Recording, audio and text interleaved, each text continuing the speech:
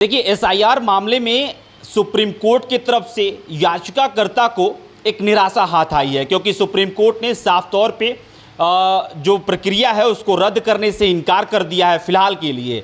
लेकिन हाँ, supreme court में कई सवाल पूछे गए हैं, इलेक्शन कमीशन ऑफ इंडिया से कई सवाल पूछे गए हैं। आपको बता दें कि जस्टिस सुधांशु धूलिया और जस्टिस जयमाला बागची की पीठ ये इस मामले पर सुनवाई कर रही थी, और इस मामले पर सुनवाई करने के दौरान जो इलेक्शन कमीशन ऑफ इंडिया से जो सवाल पूछे गए वो आपको मैं बता देता हूं कि जो पूछा गया वो कहा कि आधार कार्ड, वोटर आईडी और राशन कार्ड को मतदाता पहचान के लिए स्वीकार क्यों नहीं किया जा रहा है। और साथ में कोर्ट में जो जज ने कहा वो ये भी कहा कि भाई जितने भी डॉक्यूमेंट्स अवेलेबल हैं वो फर्जी नहीं है। इस बात का क्या प्रमाण है? क्योंकि देखिए, किसी भी डॉक्यूमेंट का फर्जी उसका कॉपी बन सकता है, ये खुद कोर्ट में कहा जा रहा है, जज के द्वारा कहा जा रहा है। देखिए, एग्जैक्ट लाइन मैं पढ़ के सुना देता हूं। कोर्ट ने कहा कि अगर फर्जीवाड़े की ही बात है तो धरती पर कोई भी डॉक्यूमेंट ऐसा नहीं है जिसकी नकल ना हो सके। और ये बड़ी बात है कि भाई अगर कोर्ट के द्वारा कहा जा रहा है कि भाई ऐसा कोई भी डॉक्यूमेंट नहीं है जिसका फर्जीवाड़ा नहीं हो सकता है, और उसके बाद इलेक्शन कमीशन ऑफ इंडिया के द्वारा कुछ सीमित डॉक्यूमेंट्स दिखाने के लिए कहा जाता है, तो कोर्ट ने ही सवाल खड़ा किया है कि भाई आप आधार कार्ड हो या वोटर आईडी हो, राशन कार्ड हो, मतदाता की पहचान पत्र जो हो पहले की, उसको क्यों नहीं आप स्वीकार कर रहे हैं। इस पर सवाल जो है वो खड़ा किया गया है।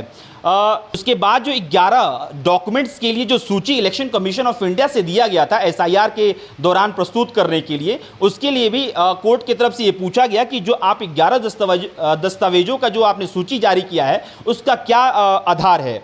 इस पे भी इलेक्शन कमीशन ने कहा है, और इन तमाम चीज़ों पे इलेक्शन कमीशन जितने भी सवाल खड़े किए इलेक्शन कमीशन इन तमाम चीज़ों पे जितने भी सवाल कोर्ट ने खड़े किए हैं इलेक्शन कमीशन ऑफ इंडिया के सामने, उन तमाम चीज़ों का जवाब कल यानी कि 29 जुलाई को सुबह 10:30 बजे कोर्ट में देना होगा।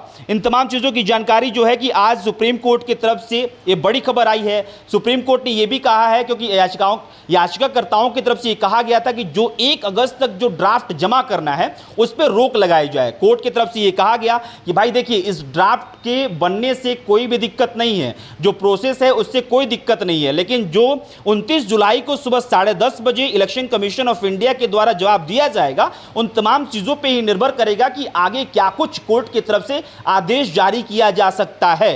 हो सकता है कि इन तमाम चीजों को रद्द कर दिया जाए, हो सकता है कि जो तमाम चीजें की गई हैं उनको आगे बढ़ा के और 1 अगस्त तक का जो ड्राफ्ट सबमिट करने का जो इलेक्शन कमीशन की इंडिया की तरफ से डेट रखा गया है वो कर दिया जाए। लेकिन बहरहाल जो याचिकाकर्ताओं की तरफ के से उसके खेमे में है वो ये है कि भाई अभी सुप्रीम कोर्ट ने इन तमाम चीज़ों पे किसी भी तरह की रोक लगाने से मनाही कर दी है।